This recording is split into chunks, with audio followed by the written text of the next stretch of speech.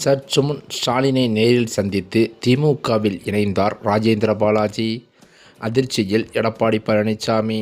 தமிழ்நாட்டில் 2026க்கான சட்டமன்ற தேர்தல் நெருங்கி வரும் சூழலில் எடப்பாடி பழனிசாமி மக்களை காப்போம், தமிழகத்தை மீட்போம் என்று சுற்றுப்பயணத்தை மேற்கொண்டு வருகிறார். மறுபுறமோ மாவட்டம் வாரியாக அதிமுக முன்னாள் அமைச்சர்கள் ஆலோசனை கூட்டத்தையும் கூட்டி வருகின்றனர். அந்த வகையில் சிவகாசி மாவட்டத்தில் அதிமுக முன்னாள் அமைச்சர் ராஜேந்திர பாலாஜி தலைமையில் நிர்வாகிகளின் ஆலோசனை கூட்டம் நடைபெற்றுள்ளது.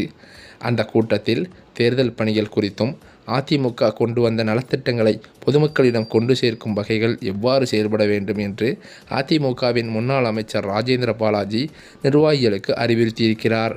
பின்னர் நிகழ்ச்சியில் பேசிய முன்னாள் அமைச்சர் ராஜேந்திர பாலாஜி, தமிழ்நாட்டில் அதிமுகவிற்கான வெற்றி வாய்ப்பு அதிகரித்து வருகிறது. மேலும் அதிமுக பொதுச்செயலாளர் எடப்பாடி பழனிசாமி தேர்தலுக்காக பிரச்சாரத்திலும் ஈடுபட்டு வருகிறார். இதனால் என்னை திமுக குறிவைப்பதாக கூறியிருக்கிறார். மேலும் தன்னை மிரட்டும் தோணியில் ஈடுபட்டு வருவதாகவும் கூறினார். அது மட்டுமின்றி திமுக ஆட்சியை பொறுப்பேற்றதிலிருந்து தன் மீது பொய் குற்றச்சாட்டுகளை முன்வைத்து கைது செய்தது என்றும் அவர் கூறியிருக்கிறார். தொடர்ந்து பேசிய ராஜேந்திர பாலாஜி, இந்த முறை நான் சிவகாசி தொகுதியில் தான் நிற்பேன். ஏனென்றால் இந்த தொகுதி தான் என்னை சட்டமன்ற உறுப்பினராக்கியது.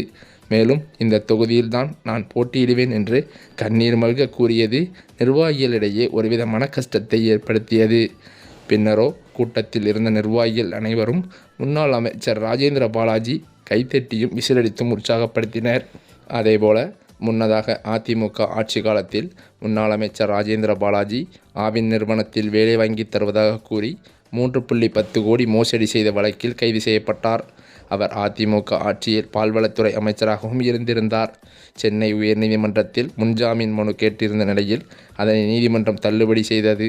இதனைத் தொடர்ந்துதான் அதிமுக முன்னாள் அமைச்சர் ராஜேந்திர பாலாஜி தலைமறைவாகியுள்ளதும் குறிப்பிடத்தக்கது. இதனை அடுத்துதான் போலீசார் அவரை தீவிரமாக தேடி வந்தனர்.